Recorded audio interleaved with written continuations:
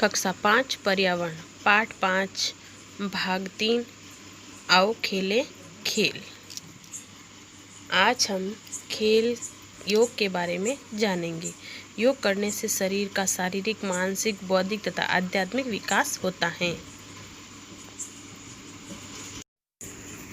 खेल तथा योग से सहयोग की, सहचर की, अनुशासन में रहने की भावना जागृत होती है। इससे मन में उमंग तथा उत्साह भी बढ़ता है। पतंजलि ऋषि के अष्टांग योग में यम, नियम, आसन, प्राणायाम, प्रत्याहार, धारणा, ध्यान एवं समाधि का समावेश है। यानी पतंजलि ऋषि के अष्टांग योग के अंदर यम, नियम, आसन, प्राणायाम, प्रत्याहार, धारणा, ध्यान एवं समाधि का समावेश है। विद्यार्थियों के सर्वांगीण विकास के लिए ध्यान अति आवश्यक है। यानी ध्यान के बिना हम कुछ नहीं कर सकते, हमारा सर्वांगीण विकास नहीं हो सकता। यानी हम पुस्तक भी पढ़ते हैं तो उसके अंदर ध्यान केंद्रित करना आवश्यक है। जैसे हम कोई टीवी पर सीरियल या फिल्म देखते हैं तो हमें वह याद रहती है, लेकिन हम किताब का पाठ पढ़ते हैं तो वह याद नहीं रहती। हम बार बार पढ़ते हैं फिर भी भूल जाते हैं। उसका कारण है हमारा ध्यान किताब के अंदर, पुस्तक के अंदर ध्यान केंद्रित नहीं होता। यदि हम जिस प्रकार फिल्म में या सीरियल में, टीवी देखते समय, खेलते समय अपना ध्यान एकदम वहाँ पर केंद्रित करते हैं, उसी प्रकार पुस्तक के अंदर यदि हम ध्यान केंद्रित करें तो हमें सब कुछ याद रह सकता है। इससे जीवन जीने की कला का विकास होता है। यानी योग करने से जीवन जीने की कला का विकास होता है। जीवन के प्रति सकारात्मक दृष्टिकोण विकसित होता है। यानी जीवन हम जीते तो हैं, लेकिन हमारा हर समय दृष्टिकोण सकारात्मक बना रहे। योग से शारीरिक, मानसिक, बौद्धिक तथा आध्यात्मिक विकास में भी सहयोग मिलता है। यानी योग हमारे शरीर का शारीरिक विकास भी करता है, मानसिक विकास भी करता है और बौद्धिक विकास भी करता है और आध्यात्मिक विकास भी करता है, उसमें सहायक है। आज हम चर्चा कर रहे हैं प्रार्थना सभा में योगासन करने के पश्चात आपको कैसा महसूस करते हैं। यानी हम सब अपनी वंदना सभा में योग करते हैं ना, योग वंदना करने से पूर्व भी हम 10 मिनट का शारीरिक करते हैं और वंदना सभा में भी हम ध्यान योग करते हैं। इस प्रकार से योगासन करते हैं। उनके अंतर्गत आप जब प्रार्थना सभा में योगासन करने के पश्चात आपको महसूस क्या होता है, कैसा महसूस करते हो? यानी मन को शांति मिलती है, शरीर को रिलैक्स मिलता है, क्या क्या चीज़ आपने महसूस की उसके बारे में बताना है। योग शिक्षा से संबंधित आपके अपने अनुभव हैं तो कक्षा में बताना है। यानी अभी लॉकडाउन के दौरान आपकी कक्षाएं तो नहीं लग रही है, तो आपको इसके बारे में अपने परिवार से, जो छोटे या बड़े आपसे हैं, उन सबको बैठाकर बताइए योग शिक्षा से संबंधित अपने अनुभव को। यानी आप योग करते हो ऐसा बताना पिताजी को, मैं शारीरिक करता हूँ, योग करता हूँ तो मुझे ये चीज़ अनुभव होती है, मन को शांति मिलती है, मन एकाग्र होता है, योग करने से शरीर की थकान दूर होती है, मन को शांति मिलती। इस प्रकार जो भी आपका अनुभव है अपने घर के भैया बहनों को, माता पिता को सुनाइए, क्योंकि कक्षा में तो अभी आप सुना नहीं सकते, घर पे रहते हो, विद्यालय जाते नहीं हो। हमें योग क्यों करना चाहिए? अब ये प्रश्न बनता है कि योग क्यों करना चाहिए। तो अभी हमने ऊपर पढ़ा था, योग करने से शारीरिक, मानसिक, बौद्धिक तथा आध्यात्मिक विकास में भी सहायक हैं। योग हमारे शारीरिक विकास में भी सहायक है, मानसिक विकास में भी सहायक है, आध्यात्मिक विकास में भी सहायक है और बौद्धिक विकास में भी सहायक है। इस प्रकार हमारे शरीर का सर्वांगीण विकास योग के माध्यम से अच्छा होता है। स्वामी विवेकानंद जी ने कहा था, सर्वप्रथम हमें नवयुवकों को बलवान बनाना चाहिए। यानी जो नए युवक, नवयुवक कौन, बूढ़े नहीं होने चाहिए, बचपन में भी नहीं होने चाहिए, जो किशोरावस्था में प्रवेश करते हैं वे नवयुवक कहलाते हैं। तो उनको बलवान बनाना चाहिए, शक्तिशाली बनाना चाहिए। तो वे शक्तिशाली किस प्रकार बनेंगे?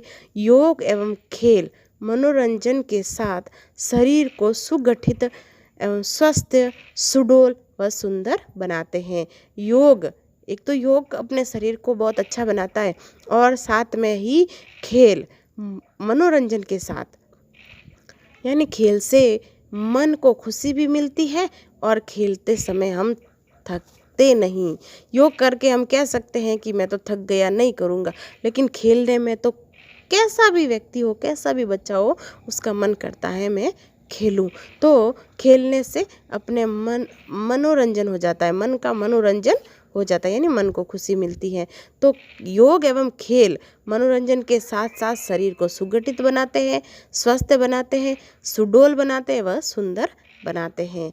इससे शरीर स्वस्थ एवं सुंदर रहता है। भारत सरकार के प्रयासों से 21 जून 2015 को अनेक देशों के लाखों लोगों ने योग के आसन करके योग दिवस मनाया। भारत सरकार ने प्रयास किए, खूब सारे प्रयास किए। कहते हैं ना कि अपनी कोई चीज़ होती है ना, उसका कोई मोल नहीं होता। और अपन खरीद के लाते हैं ना कहीं से, बाहर से कोई चीज़, भले ही वह चीज़ अपनी चीज़ से बेहतर नहीं है, फिर भी हमको अच्छी लगती है। जैसे हमारे तो आदि काल से हमारे ऋषि मुनि योग करते आए हैं और योग के बारे में हमें बताते आए हैं, लेकिन हम इस सब चीज़ों को मानने को तैयार नहीं थे। हम इस सब की वैल्यू, मूल्य नहीं आंकते थे, बस परवाह नहीं करते थे। लेकिन जैसे जैसे विदेश के लोग अपने देश से सीख कर योग करने लगे, प्रयास करने लगे, और तब जाकर के हमने भी वापस पुनः अपनाया। तब भारत सरकार ने अनेक प्रयास किए, जिससे 21 जून 2015 को अनेक देशों के लाखों लोगों ने योग के आसन करके योग दिवस मनाया। और 21 जून राष्ट्रीय योग दिवस के रूप में भी मनाया जाता है। अंतर्राष्ट्रीय योग दिवस भी घोषित किया गया है 21 जून को। प्रयास से 21 जून आजकल विदेशों से अनेक लोग हमारे देश में योग सीखने आने लगे हैं। यानी हमारे देश में योग सबको आता है, लेकिन हम इसकी परवाह नहीं करते। लेकिन विदेश के लोग योग को सीखने के लिए अपने भारत में आते हैं। संयुक्त राष्ट्र संघ द्वारा 21 जून को अंतर्राष्ट्रीय योग दिवस भी घोषित किया गया है। यानी राष्ट्रीय योग दिवस भी 21 जून है, अंतर्राष्ट्रीय योग दिवस भी 21 जून है। मनोरंजन के साथ साथ सुंदर, स्वस्थ बनाते हैं खेल। यानी खेल क्या क्या करते हैं, खेल के बारे में एक कविता सुनेंगे।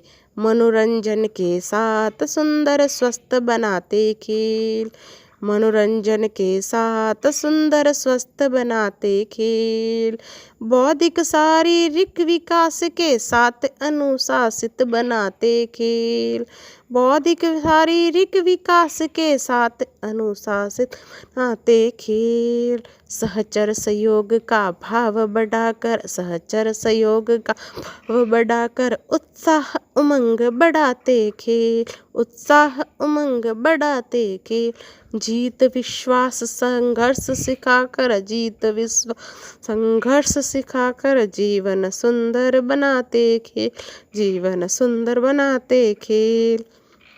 यानी खेल से मनोरंजन भी होता है, सुंदर स्वस्थ होता है, स्वास्थ्य सुंदर रहता है, बौद्धिक शारीरिक विकास होता है, अनुशासित भी हम खेलों के माध्यम से अनुशासित बनते हैं। खेल के माध्यम से हम सोचते आउट किस लाइन को टच करने से आउट होता है, नहीं होता। यानी हर तरह का अनुशासन हम खेलों के माध्यम से सीख सकते हैं। सहचर यानी साथ रहने का, सहयोग करने का, एक दूसरों को का भाव भी बढ़ाता है खेल। उत्साह उमंग बढ़ाते खेल, यानी मन में एक उमंग भी खेलों के माध्यम से आती है।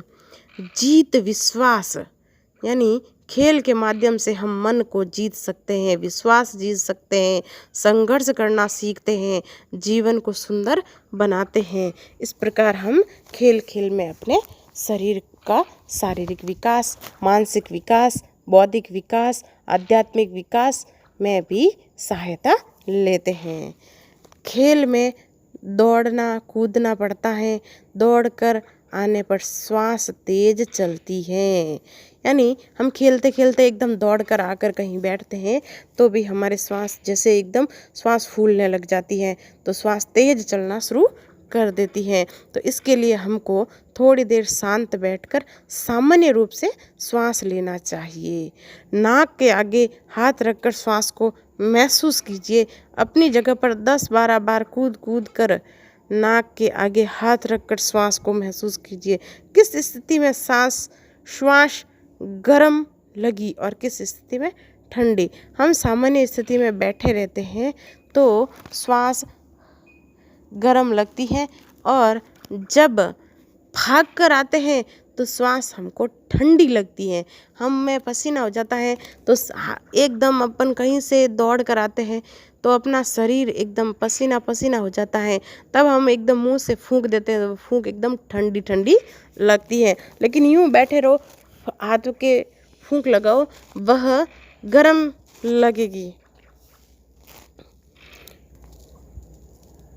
इससे आगे हम पढ़ेंगे अगले वीडियो के अंतर्गत।